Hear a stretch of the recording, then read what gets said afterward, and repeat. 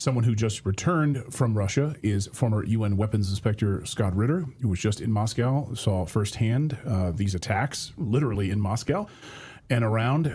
Scott, great to have you back on the show. Welcome back. Thanks for having me. So when you hear this, I mean, you've seen the increase of militarization from Germany, from Western countries, European countries, what the UK is doing. What is the mood or sentiment like inside of Russia? Do they truly believe, like the EU is arming themselves for a direct confrontation with Russia? Well, I visited two Russias. I visited St. Petersburg and Moscow, and I also visited the Donbass, Lugansk, Donetsk, and Zaporozhye, which is the front line. And there's, I guess, two mindsets inside St. Petersburg and Moscow.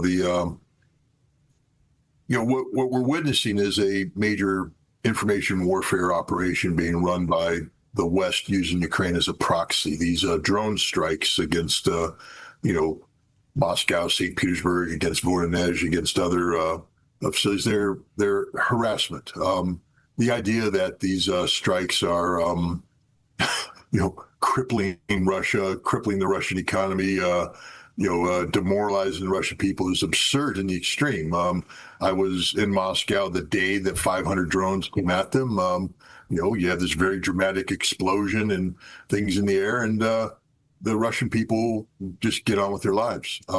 There's literally no major impact on them. Their morale is very high. There are some on the left in Russia who feel that Vladimir Putin's inability to respond decisively, is a sign of weakness, and that Russia must end this war to the point of accepting the fact that they won't have all of the territory of Donetsk under their control. There are others on the right who believe that Vladimir Putin's pragmatism is a sign of weakness, and that Russia must double down and go for the decisive victory. With all due respect to the people who live in St. Petersburg and Moscow, you don't count. You're a bunch of academics. You're a bunch of elites, and I don't think Vladimir Putin listens to you at all. The people that Vladimir Putin listens to, of course, are the people that live on the front line. The soldiers that are doing the fighting. They're winning, by the way. They're winning decisively.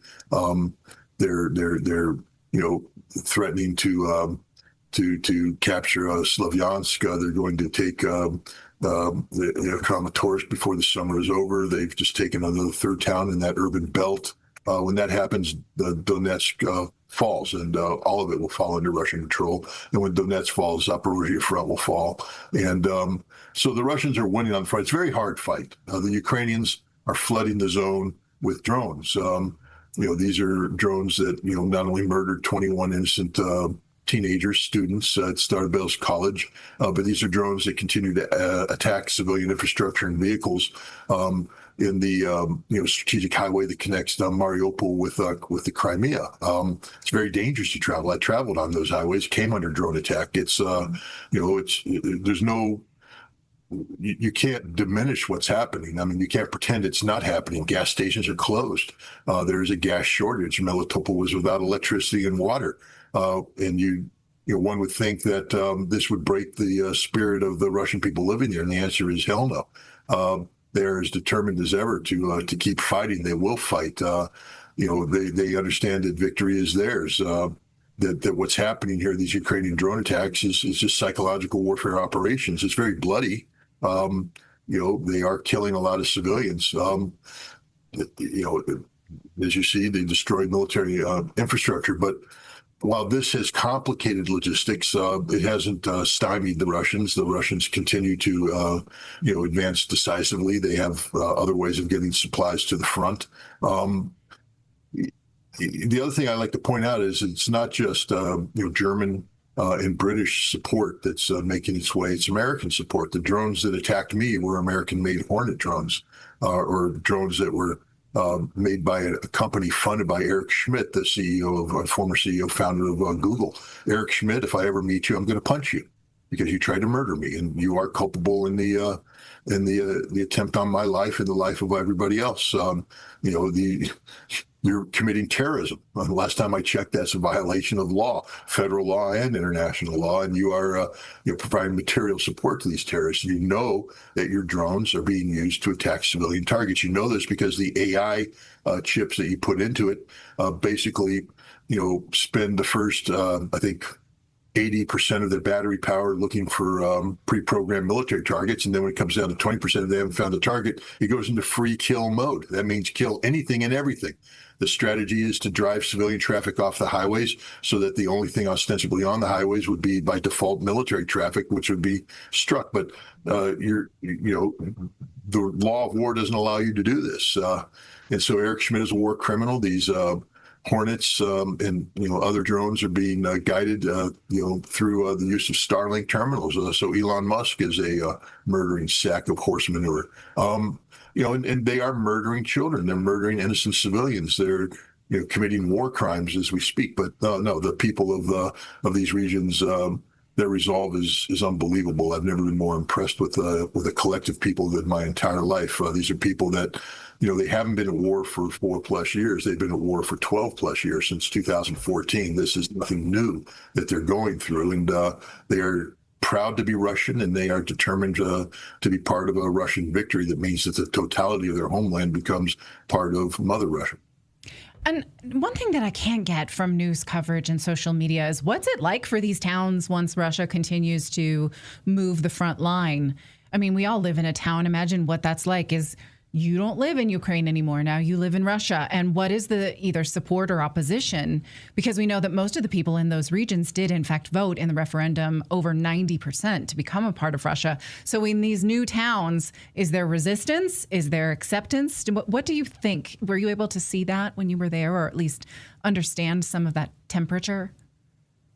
Yeah, I visited first of all, I have to say that I got close to the front on a couple of occasions, but the Russians were insistent that I be allowed to leave the territories alive. It's very dangerous at the front line. And there's no driving around, there's no, war tourism. When you get close to the gray zone, the drones are flying. And if you don't take the appropriate precautions, you're going to die. I traveled to Gorlovka, which is a former frontline city that's still under tremendous attack. And I also went to refugee camps where the Russians who are in these villages that are being liberated are rescued and brought to these camps. The Ukrainians call them zhdun. It's a pejorative. It means the waiters, those who wait. And these are basically people who say that we're Russian. And when the Ukrainians start to withdraw, they say, no, we're staying, we're not evacuating. And so the Ukrainians basically target them. They use them as human shields. They keep them in homes. It's complicated. It's the Russian advance. People keep saying, why are the Russians advancing so slow? Well, first of all, war has changed. The drones are everywhere. You just don't get to play the game you used to play. It's a different war, slower pace war. But the other thing is that when the Russians are liberating these villages, they literally have to clear each building with the understanding that there could be civilians in the basement hiding. Otherwise they would just do what America did in Mosul and Raqqa and elsewhere, just flatten the entire city. Makes life easier when you kill everybody. But the Russians don't operate that way. They go in, they find these old people. I was in this refugee camp. It's tragic. They're being well taken care of, but they all had similar stories, how they were in basements for 20, 30 days. The Ukrainians would laugh at them, wouldn't let them get food, wouldn't let them get water. If people venture outside to get food and water, they were killed by the Ukrainians. The bodies left to rot. They would have to go out and bury the bodies at night. When the Russian soldiers finally arrived, the Russian soldiers would, of course, start evacuating them. And the Ukrainians would attack them with drones, with artillery, with mortars. And these elderly people, they're all, people in their 60s, 70s, some in their 80s, would break down and cry and tell us, how the Russian soldiers literally covered their bodies with their own. And many of the Russian soldiers were wounded because of this absorbing fragments that were meant for the old people. Some of the Russian soldiers died. Russian soldiers literally gave their lives to rescue these Russians who said they want to be part of Russia. They want to live in Russia. Sadly, there's still a large number of people trapped in the front areas, including large numbers of children who it's very, because of the drones, it's just very difficult. It's easier to resupply them in place than it is to try and evacuate them. But no, it's very difficult. The Ukrainians use these civilians as human shields. They fortify these towns, and the goal is just to make the Russians fight for every square inch, and to try and get the Russians to kill civilians so that the Ukrainians can blame it on the Russians. But the bottom line is the Ukrainians are slaughtering these civilians by the hundreds and the thousands. It's just an act of war crime. There's nothing honorable about the way the Ukrainians are fighting this conflict. What about the cost of death on the Russian side? There's obviously numbers thrown around. You heard from David Petraeus, who says that Russia can't really go on with this anymore. Listen to General David Petraeus today. Listen.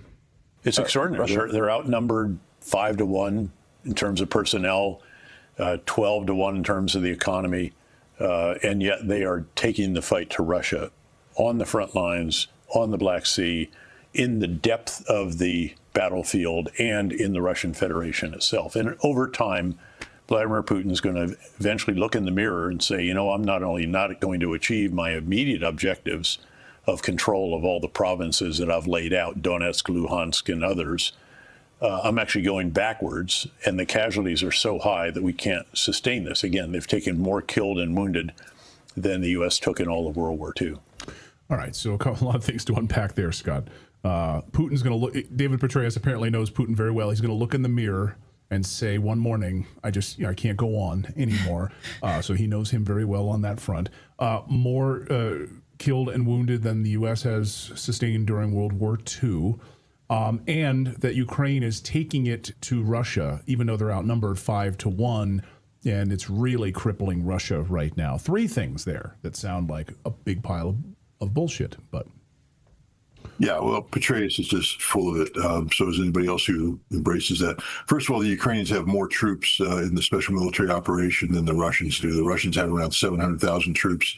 The Ukrainians have around 800, 900,000 troops. Now, many of the Ukrainian troops are poorly trained and they're getting slaughtered. But the idea that that Russia outnumbers. Now, the Russians are able to put more infantry into a given area because the Ukrainians today, because of the casualties they're taking, they're emphasizing drone troops. They use the drones to create these screens, massive waves of drones, et cetera.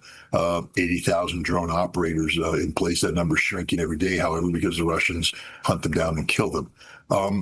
But there's rough parity in terms of overall numbers. The Russians are able to mass infantry better. But again, when I say mass infantry, these aren't human wave attacks.